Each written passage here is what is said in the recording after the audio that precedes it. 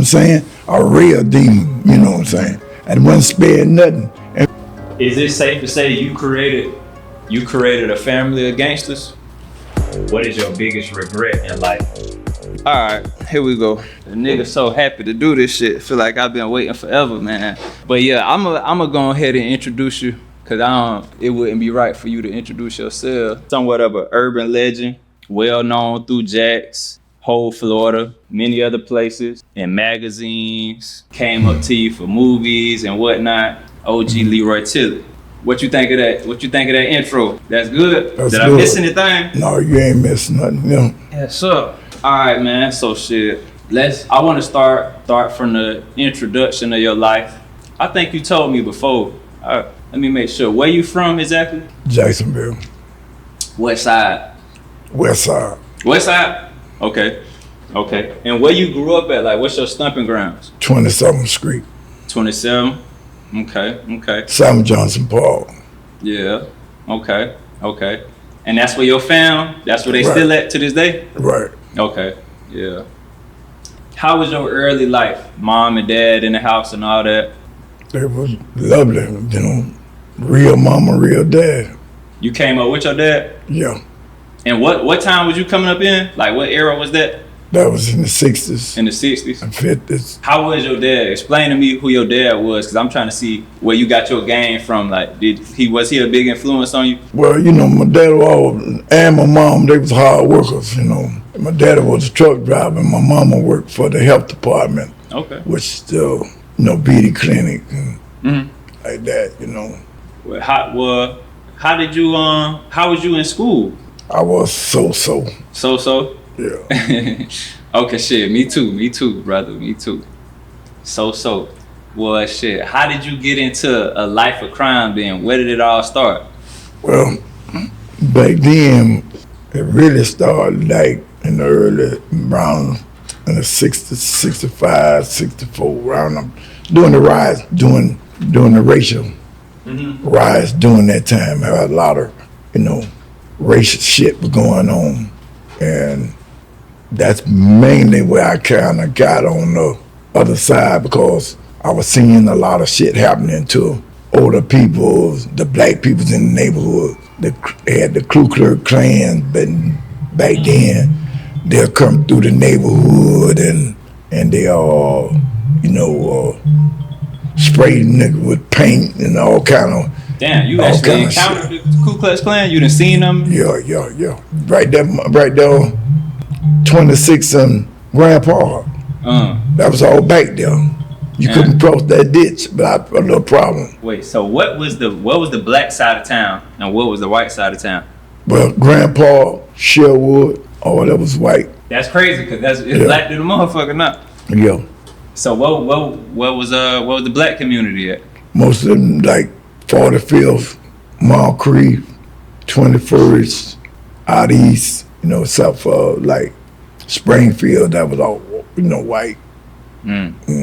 Now it's like community so different these days. Yeah. But damn near we don't even have communities for real. Like, you know, them close knit communities is kind of different now. They're different now. Yeah. So shit, you said it was that racial tension that kind of like made you like, you know, turn a new leaf. Yeah. You wanted to be your own person. Yeah. Shit, what age was that? I say around 7th, 8th grade. 7th, 8th grade. Yeah. So that just went from elementary school to Northwestern, and that's when you know, we really experienced a lot of shit was going on, and a lot of the racial, like I say, you know, a lot of racial stuff was going on with the white against blacks, you know. I get what you're saying, because it's like you feel kind of like you see that racism, it may make a black person feel kind of hopeless in a sense. If you following that, you gonna follow your own path. Shit, you figure like, I'm gonna make my life what I want, because you see what the white person got for me at the time. So I get what you're saying. Yeah. And see, and I experienced that where you couldn't sit to the same table with the white folks. You know, you couldn't. Downtown, right there at Hemmings Park, they had a white bathroom and a black bathroom. They had a white faucet and then they had a black faucet. And if you got caught drinking from one of the faucets, you might have went to jail, because you know, you disrespecting the white race. They ain't want to drink from the same faucet, you know. I mean, y'all couldn't even mess with no white women back in the day, man. No. Fuck around and get your issue like that. You go home.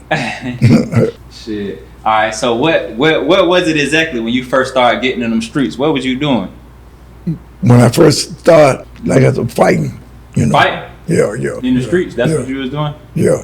What, you was like on some gang shit? Well, it's not really a gang, you know. Every street had like the street boys, you know what I'm saying, that, you know. We most of them back then wasn't all that bullshit. We just, you know, we was in the sports and, Yeah. you know, every day, you know, the girls come out and play the boys when basketball, you know, softball or kickball or whatever, it was neighborhood thing, you know. Mm-hmm. But then you had whites coming in our neighborhoods that come across that 26th Street bridge. Mm-hmm. And they'll had made it their business every night. They'll come through there with trucks. Mm. And they have the masks on and all that shit there on the back of the trucks. And if they call them brothers or sisters from out there, beat the shit out of them. You know? And so we start preparing, we start doing the same thing they were doing. Yeah, I get what you're saying now. You painting it a little clearer for me. I see what you're saying. But you, from the conversations we done had in the past, you seem intellectual, you intelligent. So did you ever think I'm gonna do entrepreneurship before the streets, or you just went straight into the streets like I'm gonna get that street money? Well, I was forced to, in a way, you know what I'm saying? Like, you know, back then, shit, it was not like, you know, wages is now, you know what I'm saying? That's true. Shit, they probably were making your mama probably maybe $4 or $5 an hour, but probably wasn't that. Yeah. You know, wages back then. Yeah. So, you know, you had to help yourself. If you wanted the same thing that other guys want, you know, there are other kids in the neighborhood. Some of them had parents with a better job than mine. Right. So really, you know, I started like that and started fighting. And like I say, you know, when they had rallies and, you know, I'll go to them, you know, and it'd be a group of us. And we'll go out, you know, and we do our thing, you know. They do something to somebody in the black neighborhood. We do something in the white neighborhood. Well, shit, I can respect that, because it's like you almost, you know, you fighting for a righteous cause in that way. Yeah. You weren't no Black Panther, right? No, not then. Did they have them down here? Yeah. Okay. But I eventually, you know, I never joined the Panther, but I was a Muslim. Okay. I joined the Nation of Islam. When did you join at an early age? Huh? I was like maybe about 17. Yeah. I always respected the Nation, what they speak on.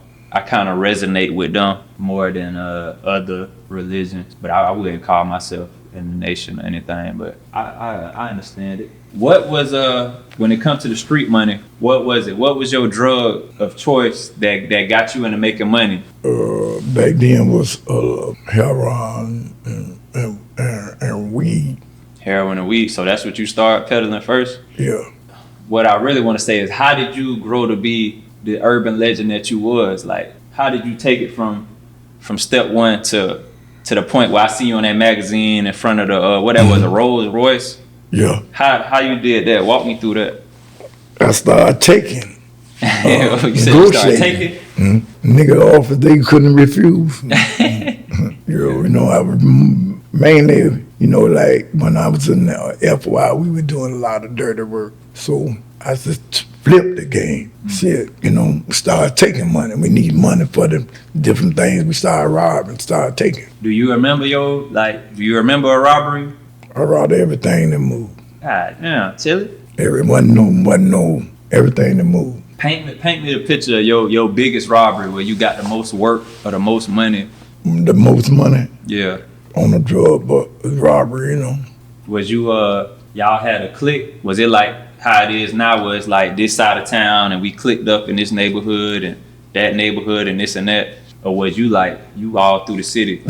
The big robberies, you know, for real money, it always come to, it get to us from an inside job, somebody inside. Your girlfriend or your boss, your partner, they get mad with them and they be wanting what you got anyway, you know, so you can't really, you know, back then, you know, It's the same as today. You can't really trust them. Yeah. For a lot of money, nigga change. Yeah. A nigga do anything for a little change. That's crazy, ain't it? Yeah. Has anybody ever betrayed you or tried to cross you or rob you, anything like that? You experienced that? No. A tip, yeah. But I do that. I came from up on it. Yeah. So at what get me to the point where you start really seeing dope? Like you done got some money, you start robbing. Yeah. Did any of these robberies create any beef before we even get to that? Cause I know you done had to rob somebody and they weren't going for that. At one time, the whole town was beefing for me. You know, they had contracts out on me and all kind of shit. Cause I robbed, like I say, I played the police game. I played it all. I had motherfuckers dressing up like they police and we make arrests. You know what I'm saying? Shit. Go to town and little towns and throw down. You know what I'm saying? Just like real vice. And I used to shit them. You know what I'm saying? If I caught them with a little package and I know that they could get inside to the boss man, I give them a choice. Hey, I say, hey, you know, hey, you could go. We could let you go now. Or you could go to jail. You know what I'm saying? And you don't want to go to jail, bro. Not for this other man shit. And we not going to tell if you don't tell. Just get us in the dope. And most of the time, you know, like I say. You was thinking on a whole nother level then, because I don't really see too many dudes thinking on that level. You played yours smarter. Well, you know what I'm saying? I done did everything it is to do when it comes to hustling, you know. I might not have a PhD in the education, but I got a PhD on the streets. Yeah. And like I say, I done did everything. Some things I can talk about, some things I can't. But the town, the cities, they speak for themselves. They'll speak on me themselves. I don't have to say that. They got a lot to take. Right. Well, when you was in that street beef where the whole town had it out for you, how you still here today in front of me? How you made it through all that? I took care of my business. Okay, so at what age were you when I started seeing them? You showed me that magazine and you was having your way, you was flying to Cali. What you had, went to the Super Bowl? Yeah. Yeah. What year that was? That was about 88 or 80, something like that, when Doug Williams won the Super Bowl with Denver and Washington. When Thosma, I think it was, he got hurt, and they put the black quarterback in, which was Doug Williams, and he came in and won the game for him. Yeah, that was what, we was out there in Denver, Colorado, at the Super Bowl. That was me and one of my best friends, but was a millionaire on the picture with me. How much was you touching back then? How much would you seeing a week? Shit. Well, the cracker say I was making $300,000 a week. I say that about because we was way more than that. Because in certain places like the Blodgett Homes, I had 27th Street. I was probably getting like 40, 50,000 in less than 2 hours, 3 hours. Just in the Blodgett Homes? Yeah, setting number $50 blocks. Damn. So how many spots you had set up throughout town? During that time, I had about 5 spots in the Blodgett Home, which I had a main man there that was really handling. I was getting him all the work. I don't want to call his name because I don't, you know, Right. I don't got his permission. You know? Right. But all of them were working for me back then. Yeah. And, you know, now I was working for the Haitians, you know. You was working with the Haitians? Yeah. Okay. Bahamians and Cubans and you name it, you know, they brought their work to us. You talking about when you started dealing with people down in Miami? Yeah. Yeah. Tell me about the Miami boys, cause I done heard the little stories. My people over there from the South, Emerson, around that area. Silk them, all them my friends. Yeah. So they tell me them times where they had the whole Emerson Arms on lock, like the water and shit. Can you tell me about that? Yeah. Well, some friends of mine, some of them which came from Miami, which one of them I'm gonna interview. He gonna be like T-Bird. Right now, he's a successful business owner right now. He owned about 4 or 5 smoke shops. Okay. But they was the Miami boys. They came up here and put down. And most of the time when they came up here, they had a problem with the Duval guys, you know, because, you know, you couldn't put down in there in different areas, you know. So what they do, the ones come from Miami, they come through me. They was mostly, ones, not all of them, the majority of them, they came through me, and we just. How you got locked in so good with them? Because I was being down in Miami too. Oh, okay. Yeah, Miami. So you already knowing them. Yeah. Some of the richest dope dealers, that was coming up then. I had worked, did a little work, putting a little business, like a lieutenant. Yeah. I remember you mentioned you crossed paths with them dudes down there in Miami. Them like what his name, Bert or Convertible, whatever. No, Bert was my friend. Oh, okay. Yeah. Okay. He just did the interview with your boy. Yeah. Yeah. He was my friend. Henry Man. Yeah. How you knew Henry Man? From doing things together and spending money. He'd go buy a Maserati, I want a Porsche or something like that. We was, competing. He ain't had all the women, and I wanted all the women. Okay. He was the man. So it was like a friendly competition of two ballers. Yeah. I heard some stories about him too. They said back in the day he had a Jeep like on New Jack City when they had the interior. Yeah, about 10 of them, Yeah, his boys fly through the. But that's kind of drawing some attention, don't you think? I mean, that attention you don't want. You feel what I'm saying? At that time, I guess, nigga wasn't seeing that. All nigga was the fame and the glory, we wasn't thinking about that. That day is gonna come when we're gonna, get fucked up or have to fuck somebody up, then I'm thinking about that. Yeah. Nigga, just do it. Yeah. 10 G's, I mean, you touching something. Yeah. Yeah. Would you say you two, did it the biggest from Jacksonville? Was y'all the biggest of y'all time, and still to this day, has anybody ever, balled like that? Man, it was some names that really controlled the town, but they was like more business wise, but they was that dude first. Yeah. You know what I'm saying? I get what you mean. Yeah, and the whole town knew them because they own all the business, They own all the beer lights and liquor lights and all that shit, Damn. Would you say a lot of like entrepreneurs at that time had a little street side to them and got them into that business? Yeah. Did you ever, and went back in your heyday, did you ever open up shop or do some type of business? Yeah. What you was doing? I had a lot of stores. Okay. Different shit like that. Okay. Yeah. So you said them folks said you was getting 300K a week. Yeah. It's in them news on one of them clippings. Yeah. I seen in a magazine. They say they clocked me as making 10 million in 4 years. What was you buying, man? I want to know how you was balling. What you was doing? Take me through a day of Tillie back in the day. What you were buying? What you riding in? What you doing? I was riding in damn near anything I wanted. I had everything. If mainly, hoes make us do a lot of silly shit, right? You know what I'm saying? Yeah. And I was like this, if he had one, if he had a car, and I might be with 2 or 3 females or whatever, and they say, oh man, goddamn, he got a bad shot right there. And I'll be saying to myself, tomorrow when the bitch see me, mine gonna be better than that.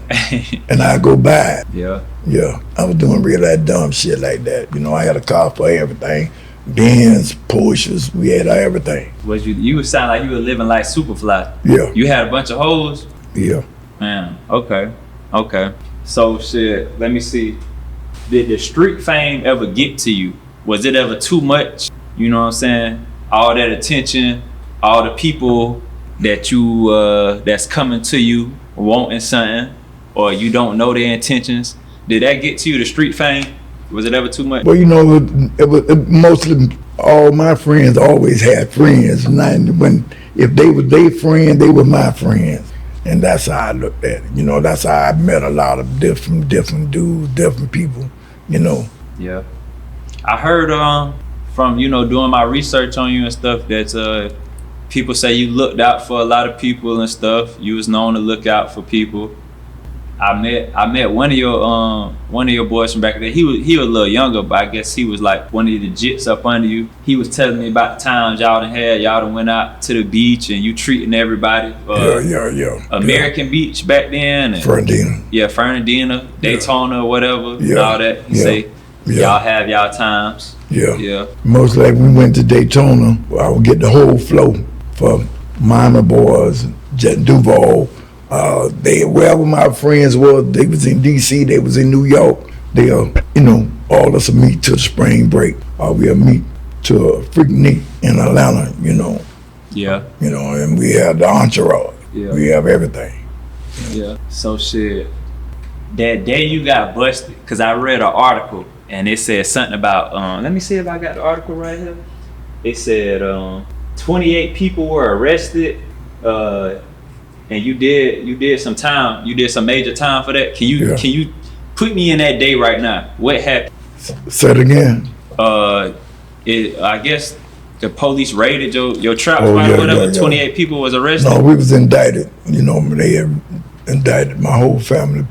They just gave them cases, man. I ain't fucked with my family like that, But they put my mama, everybody in jail that thought that I could reach out and get me up, they put them in jail. So it was end up being 28 from my mama, daddy, brother, sister, nieces, everybody. Son, daughter, girlfriends, everybody. Do you remember that moment when they kicked your door? I wasn't there. How they got you?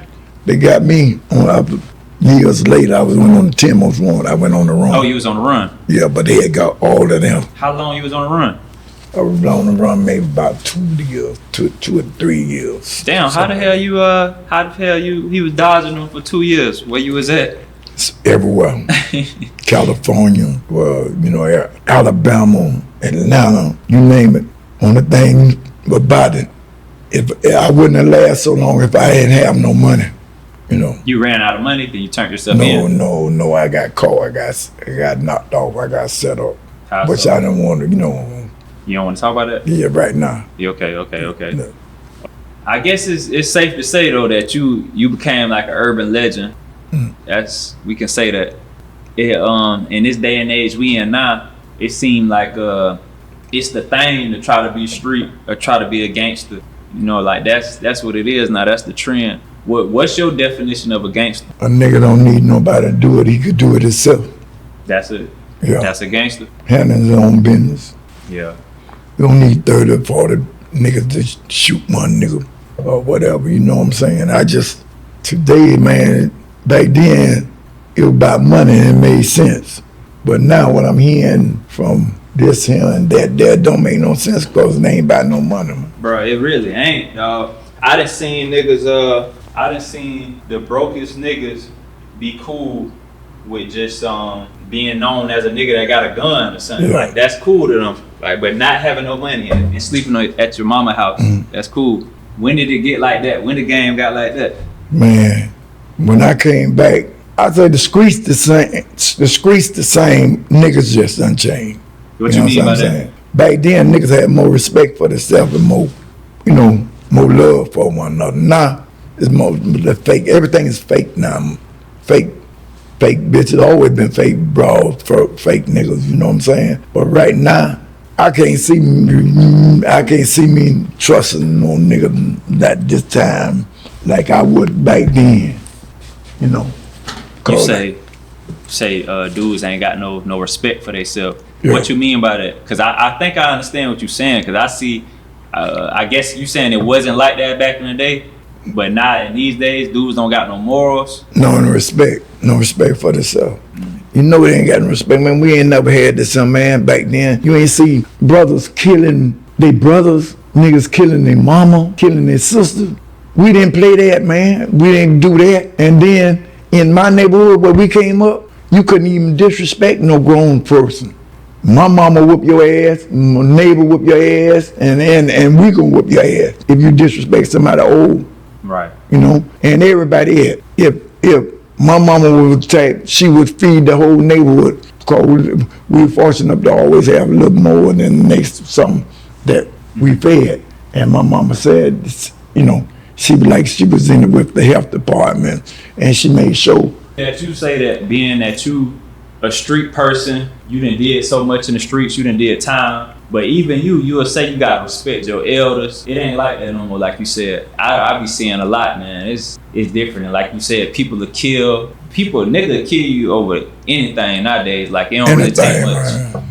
It don't take much. And it don't gotta be about money, like you said. Even though I'm pretty sure dudes was killing over hoes and stuff back then too. Yeah, but it wasn't like that. It wasn't as much, man. Like I say, now it's about anything and nigga crossing. You could leave your wife, your woman with me. Yeah. And you never would have had that problem. Me and you, if you was cut from the same cloth with me. Yeah. You had murder. I would take your wife and make sure that she fell. I made sure I ain't trying to put no dick in her. Right. You know what I'm saying? Because you my partner, you was my brother. Right. You know what I'm saying? And, I wouldn't disrespect you like that. Well, how did it get like this? How it came to this? Just being slimy, man. Niggas got weak. But would you say, cause we coming up under y'all, you see what I'm saying? So would you say the streets, it done got to the level that it done trickled down to us, and then it got so dirty, all the dirt that's been happening before, and it get to the point now with my generation, like we done lost all them values cause of the street stuff from the past? Yeah. Could that be what it is? It could be, but now today it seems like a nigga want to see how dirty can he be. Mm-hmm. You want to be, he just don't give a fuck. You know what I'm saying? Yeah. He just don't give a fuck. And my generation, my kids, my my sons, all them making big mistakes because they still want to live the life that I live, which they can't. You see what I'm saying? It trickled down. Like somebody might look up to you like, oh, that's OG Tillie. Like, so they feel like they gotta go put their work in, get some stripes, and kill a nigga for nothing or do some dirt just to be considered gangster. That's why I asked you what's gangster. It ain't worth it because at the end of the day, when they close that motherfucking door on your ass, they don't give a fuck. Whatever you left out there is out there. You can't take nothing with you. Mm. You know what I'm saying? And if you ain't putting nothing in it, you ain't gonna get nothing out of it.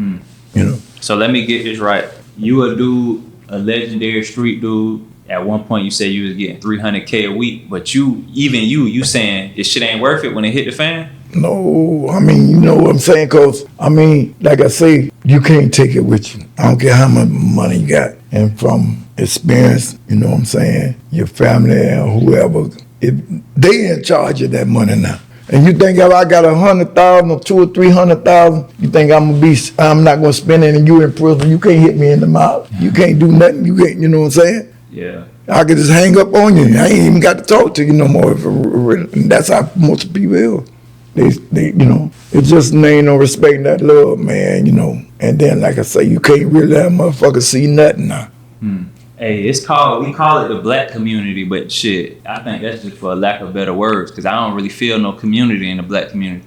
Do you think it'll get better? What we got to do to get better? To get better, nigga got to be born again. I see what you're saying. I think street dudes, because the black community, in my opinion, the black community, we really look up to the rappers and the street dudes. Right. That's our damn religion for real. That's what we look up to. So I think it's up to the street dudes and the rappers to let people know, hey, you can carry yourself in a better way, in a better fashion, and you can strive for different shit. Cause it's like we promote degeneracy. You see what I'm saying? Yeah. What you think? I think you're right. Can you see street dudes doing that though? I can see a man doing whatever he want to do if he puts his mind to doing it. Yeah. See, everybody can't be no rapper. Right. Ain't everybody can be no Rick Ross. Everybody can shoot that pistol though. But everybody can shoot that pistol, and everybody can shoot it, but can they hit it? Can you hit what you aiming for? Seems like they can't. Yeah. Anybody could really, but that ain't the life. That ain't the life you really want to live. You don't want to spend no motherfucking all this time. If I had a really for real, if I had known what I know now, I wouldn't have did this stupid shit. Cause all my life I've been in penitentiary, in prison. You know what I'm saying? I done did over 46 years in motherfucking prison. Shit. So ain't that most of my motherfucking life? I thought you did like 30. Shit, I done did way more than I'm talking about. with they here, the 4s and the 3s and the 2s here and all that, they add up. You know what I'm saying? I could have retired. Shit. You know what I'm saying? But the opportunity that motherfucker got now, like they could hit be on a ship, they could do.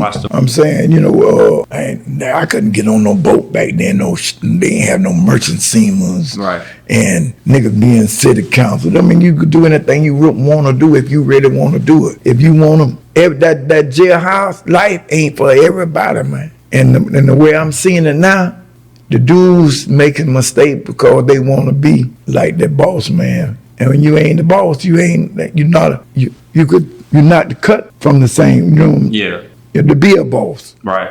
So some people just got to be workers. Yeah. And most of you niggas just working. You ain't working for nothing because one nigga, the nigga that you kissing ass and he bring them hoes or whatever he want, you looking up to him. Yeah. And in the day he could cut you off, so it's best.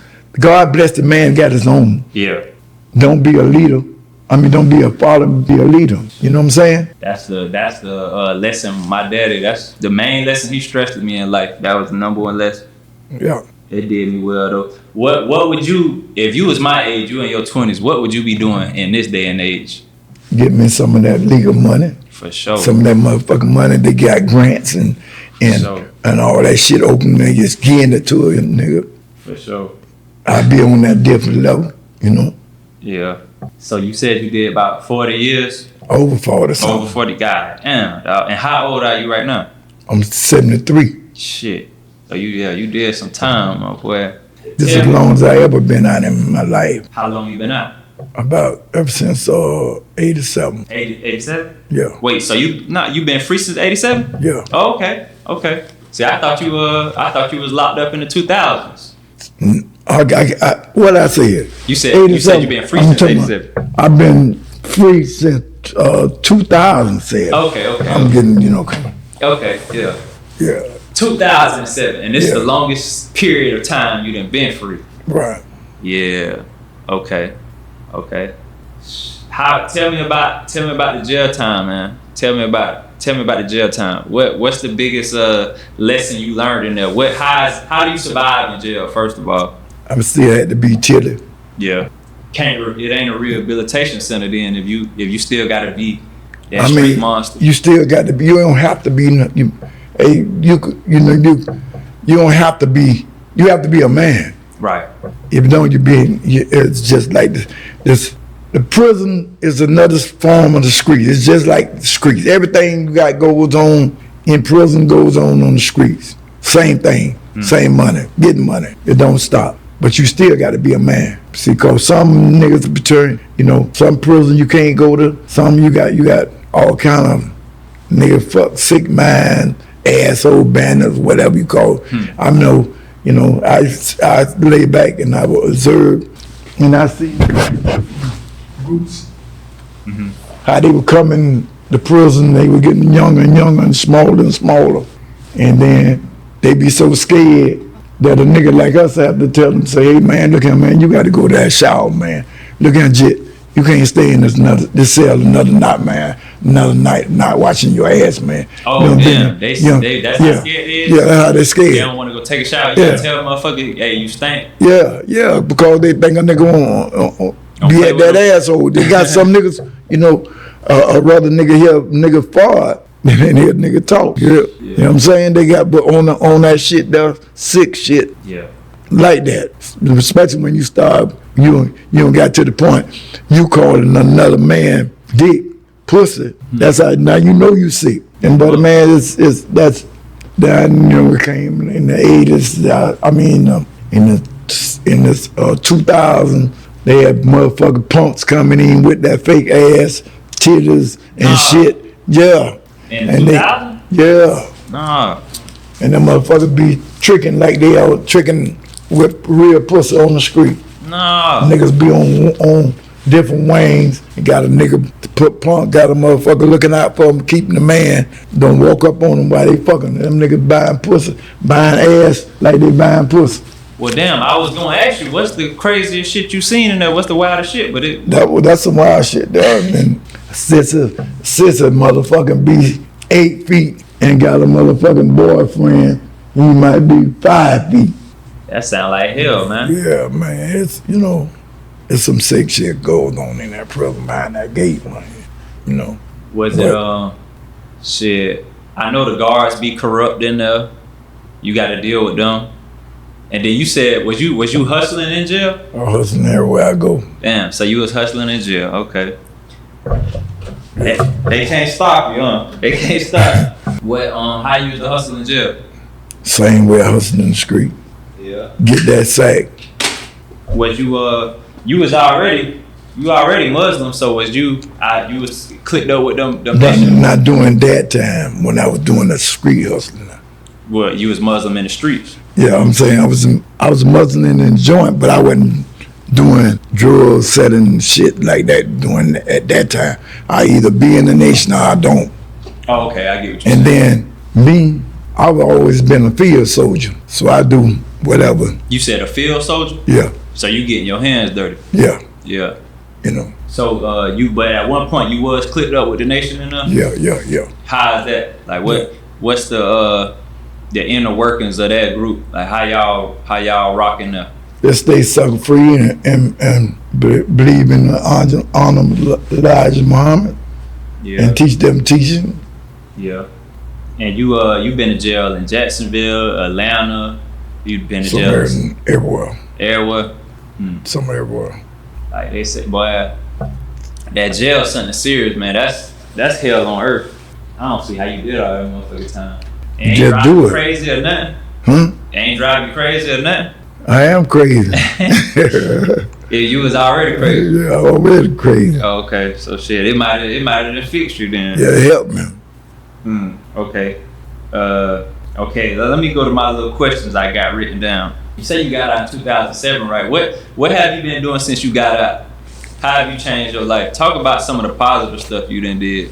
Well, see, when I first came home, I came home to some all right friends, which was they owned a tax company, you know. And by me coming home, and that everybody would want to come see me, and the streets, and everybody seemed like they felt like they owed me something or they want to give me something. So they came out to see me. So my friends had the tax office, and I ended up saying to them, I said, well, if anybody else come up to this tax office and they come to see me, they better be doing their tax.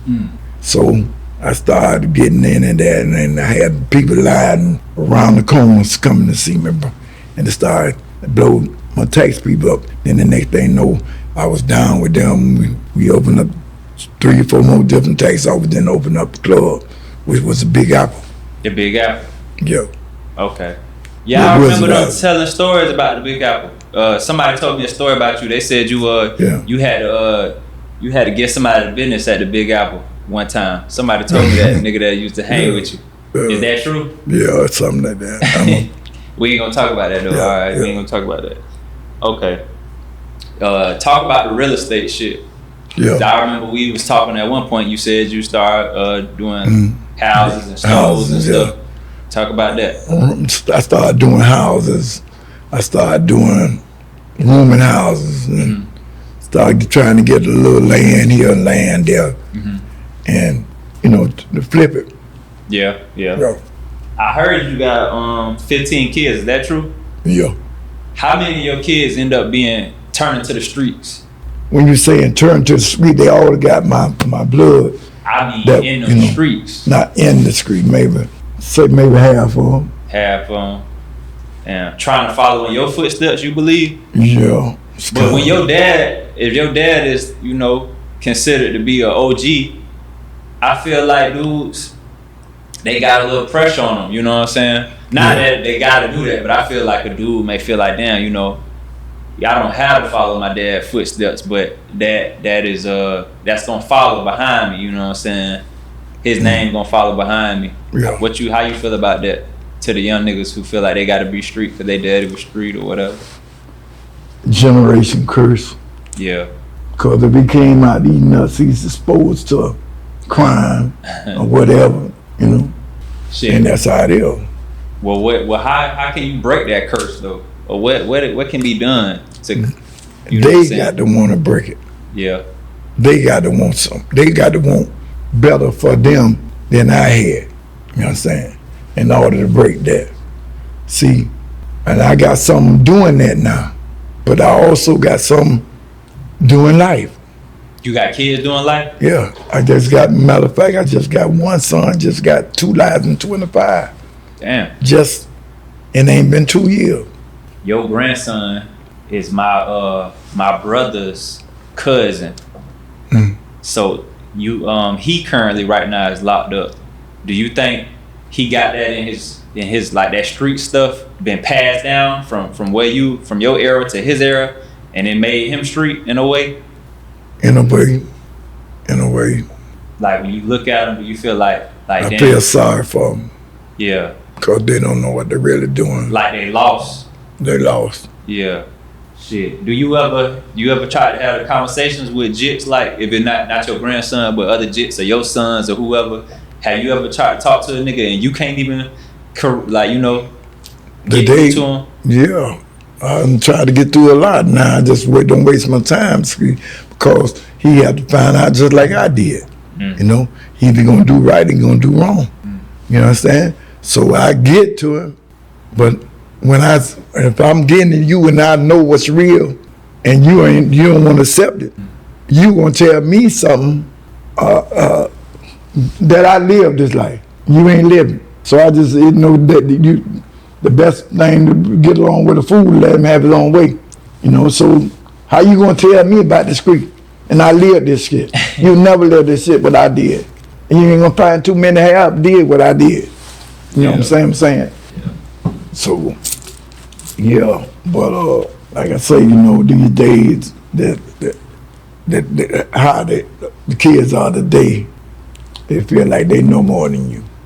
Yeah. Shit, y'all probably thought y'all knew more in your day though. Yeah, but I didn't think I knew more than my mama and daddy. Because if I did, I would have been a hard worker like they were. You know? Yeah, I see what you're saying. I didn't think that.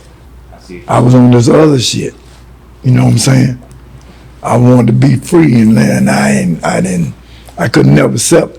You know, and my mama and my daddy them never allowed the white man to come collect insurance or a bill from my house. He had to go to the office. Yeah. You know what I'm saying? Because if he came out and my daddy told him, don't come back to my house. I'll bring your money in the office. Don't come back here no more. And he meant that. And my mama said it. She meant that. Is it safe to say you created a family of gangsters? By accident. By accident, yeah, you could say. Not intentionally. Yeah. I feel responsible because I know I could have maybe stepped in and did better than what I did. You know? I think doing stuff like this though is a part of you, you know, giving something back. Giving back to society. You know, when you get up here and tell little homie like, yeah, you don't gotta do it this way. And I could look at dude and tell what to do about that life. But anybody could kill somebody, or anybody could do the, you know what I'm saying, that. And anybody could shoot a gun, you know. Yeah. You know. Yeah, you're right. But you saying you can still look at them and see if they thorough or if not. If they cut like that. I done seen some niggas, like, I know some niggas now, and these niggas come from, like, nigga got a good parent at home and stuff. Yeah, most of us do. I just was telling you, my mama, my daddy, they never, you know, was about no crimes and shit. They gave them cases. Right. They made them, cause I gave them money, made them money laundering. Right. Made them be, you know what I'm saying? Right. But in your situation, what I'm trying to say is you on the other hand, you were ambitious. You wanted some money. You was trying to make a way for yourself. You felt oppressed by the white society. You got to go out and do your own thing. You don't want to take what the white man give you. I'm talking about niggas out here who got a promising future and really good and smart, and you know, and their mama a teacher and their daddy a police officer. I done seen them type of niggas turn street. Yeah. And I think it's just that like that's what's cool, you know what I'm saying? Or at least in that nigga mind, a nigga want to be accepted. Like wanting to be accepted is that's a strong thing. That's like right up there with the devil. Acceptance. You see what I'm saying? Because niggas won't live their life. Niggas won't live their life. They'll live. But see, when that I was gonna be that nigga, I ain't need nothing but a good bro had my back. I ain't need no niggas. You know what I'm saying? I had a good woman. She had my back. You know what I'm saying? I had psyched myself out to the hey man, I wanted to be the worst, I wanted to be the mad, I want to be a, you know what I'm saying? How bad could I be? You know, I want to get that, you know. I want to be on the level with the other folks. You know what I'm saying? A real demon, you know what I'm saying? And wasn't spared nothing. And you know, I ain't, you know, if you got in my way, I wasn't spared. Yeah. I wasn't sparing nothing, you know.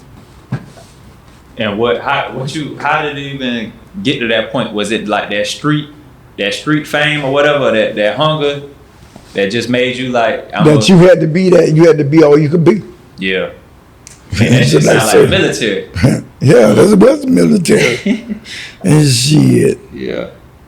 I put here being loved as a top tier gangster must come with a lot of hate.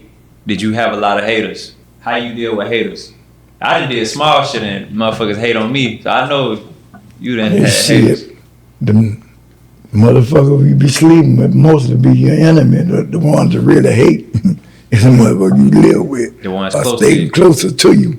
Yeah. Them to be the real haters. Ain't that crazy? Ain't it? And you be doing it for them. You trying to, in your mind, you like, oh, this whole team about to eat off what I got going on. The motherfucker had their nuts crossed the whole time. You don't even know. Right. Yeah, that's crazy. This is a real question, like from me to you, not even the camera shit. I want to know, because I done felt like people that, you know, my loved ones, or people I'm doing something for, have some kind of hatred or jealousy or competition with me. How do you deal with that? Like, give me the game on that. Like, how do you go about that? I just don't let them niggas stop me. Oh, for sure. We ain't never doing that. We ain't never doing that. I fly right past them. I go another way. Give me some game on how you know when a nigga hating on you, because you can't never ask them. They ain't gonna admit to it. How you know if a nigga hating? But you could tell, because he always disagreeing. Yeah. Or he always got something slick to say. He really, you know, sideways. Yeah. You know what I'm saying? He ain't that nigga, if he ain't coming to you with an offer or with something that can help you help better yourself, you know what I'm saying, man, hey man, I see you doing this, I mean, I can get you some help, man. I got people that being around me that want to do movies, want to do this, they want to do birthday parties, they want to do that. You know what I'm saying? Then what friends will do. Yeah. But the nigga him, you know, he know these people. You know what I'm saying? He got somebody. Yeah. If he ain't trying to, you know, contribute to your business, then he ain't for your business. I once heard somebody say, if they don't work with you, if they don't hustle with you, they ain't your friend. Right. Did you believe in that? Is that true? Yeah. Yeah. Cause it's like that y'all ain't on the same team. Y'all ain't trying to eat together. How can you know if they really for you? Right. Yeah, I feel that. Okay, I'm just going. I got all these damn questions, boy. I was doing my damn homework. I swear, I got. But you know what I'm saying? We could do it another. You know, Reg and them. They got. I guess as soon as I give them that interview on on what they call it, on the recorder. Yeah. Yeah. They sent them a recorder for me for somebody to interview me. But I just chose you first, you know, to go. Okay. You know. I appreciate that. And that's what I'm finna do next. Who, the Reggie dude? Yeah. Y'all gonna do one together? Yeah. Okay. Then, you know, they sent him the recorder. So he gonna ask me the question what they gonna want him to ask me. Oh. You know. Oh, I get it. And then as soon as I say okay, they're gonna fly me back out maybe the next day or the next day. I get it. Yeah. So you're gonna be start doing multiple interviews and shit. Yeah. You're gonna start doing a lot. Well, shit. I'm gonna wrap it up. I got a couple more. I'm gonna ask you like a few more to like on the close and get some good shit. What's the number one rule in the streets? Be true to yourself. Be true to yourself. And that's how you make it out there? That's how you gonna make it. I feel that. What is your biggest regret in life? Not being born rich. Well, shit, mine too then. Shit, I sure wish I was, but we kind of went over this. I was gonna ask, what advice would you give to young adults trying to come up in life? But you was basically saying, go ahead and make you some legal money. Yeah, man, so much, man. There's so many things, there's so much to do, man. So much. Like right now, I'm finna help some people run for city council. Oh, damn. And they telling me, which I don't have a lot of more. I just can't really. Man, help me, shit. Yeah, you know what I'm saying? And that they got the town locked for us, black buildings, and black communities. You know what I'm saying? So what I'm trying to do, what they gonna do, they want me to help them. Being elected, and they go help me open up, different shit for kids, group shit. Yeah. Them programs where they have for students that after school, red hats and all that kind of shit like that. Yeah. I see what you're saying. You then got into a lot of business stuff. You had that center you told me about, and now you're doing a store. Can you speak on that? Like, talk about the this legal money that you working towards now. Right now, I'm doing house, redoing them, and trying to flip it. Yeah. If don't, I'm doing a store that I'm gonna have set up like a little small neighborhood store that got everything. They can flea market shit. They got this and that. You know what I'm saying? They got I'm saying appliance, everything they need right there in the hood. Where it's gonna be at? Right on 26 and Pierce. 26 and Pierce? Yeah. Okay. What that's like over there? Right down the street. That's like QIC? No, right down the street from Hollis Barbecue. Oh yeah. I really want you to give me some damn advice. What advice would you give to me? I'm trying to get that OG game. What you trying to do when you saying OG game? Man, how to prosper in life. This shit here, what you doing right here, could come. Cause I guess the dude that was finna charge be doing the camera. I think he video in the episodes or some shit like that. Who? Different guys that doing this. Oh yeah. I think they charging them like for the camera work like about 9,000. Yeah. And I'm saying a lot of this finna come up. Yeah. You know what I'm saying? And like two guys just came off of that. Oh yeah, that movie coming in town. I went mean agreed. No, this is what we starting on now. So all this could we could put it together. When can we expect that Tubi movie? First, I got to do this. I got to see how this is gonna turn out. Got your interviews and stuff. Yeah. Oh, this is a good one. Would you say ksoo, your grandson, is he the modern day version of you? No, ksoo a rapper. Yeah. He ain't about down to life. Yeah. He just got caught up in some foolishness, And that's the worst thing you can do is expose yourself to media, with that back and forth shit. Putting yourself out there. Yeah, you putting yourself out there. How you feel about his own dad? They say his own dad told him to do. He already knew what his dad would do. Yeah. He already knew what his dad would do. Yeah. I don't like it. Yeah. But the daddy got to live that life. He got to wear that. And that's confirmed. His daddy did tell on him? I mean, it's, I got to hear that. Well, I heard that out of his mouth.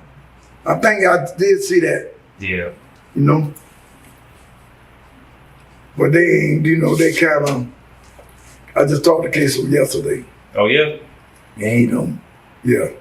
He said he ain't worried about that shit, what he's saying. So he was in good spirits when you talked to him? Yeah. They're always in good spirits after they talk to me, What is looking like for him? Is it some light at the end of it? Yeah. Okay. That's what's up. Yeah. That's what's up.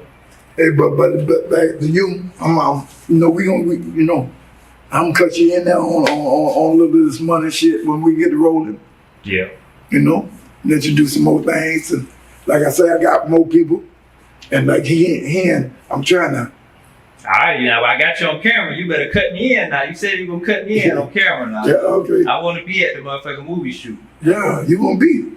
I just did this for you. Yeah. I ain't did this for nobody else. Yeah, you know I'm fucking with you. Okay then, man. I close it up then. It was the legendary OGT.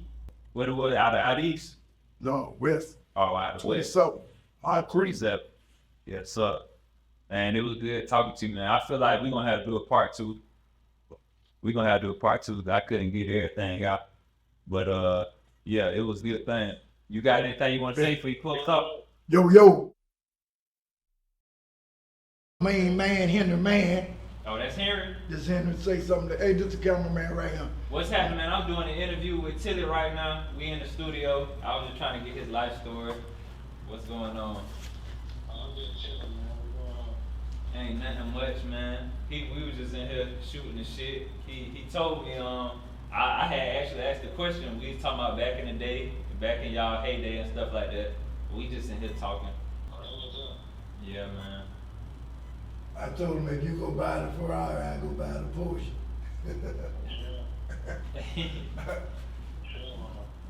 That's my nigga right there now. Yeah. All you hear me talking about, that's my man right there now. Yeah. Yeah. Alright, shit, we can close it up. You got any last words? Can you just say your any last words or whatever? Then we'll wrap it up. Yo, you can hang up. I'm hanging up. Man, I know I don't want to sound like I ain't got no soft, ain't no shit. I'm soft now because I'm 73. My bones soft. But hey, man, there's a better way to do that, man. Yeah. You know, I'm talking about, man, I ain't telling you to love the nigga next to you, but help him out, man. Man, give him a break, man. Yeah. Too many motherfuckers dying for nothing, man. I mean, and I'm talking about babies. You know? Yeah. If you can't, you know, no, I don't want to say that, but hey, man, it's just somewhere you got to draw a line, man. You got to be big in that person, and people are listening to niggas like me and you. If you like me, niggas will listen to you, man. Give them a break, man.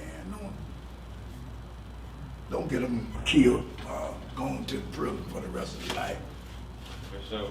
And half the young ones that doing it now, man, I can really say, cause I've seen so many young motherfuckers coming to the prison. And I said, look at shit, man, you out there, man, I know you probably ain't fucked 3 girls with all your clothes off yet. Now you got life. Yeah, that was some shit. That's sad, man. Nigga ain't fucked the bitch with his socks off yet. You gotta jack your dick the rest of your life. Now that'll scare a nigga right there.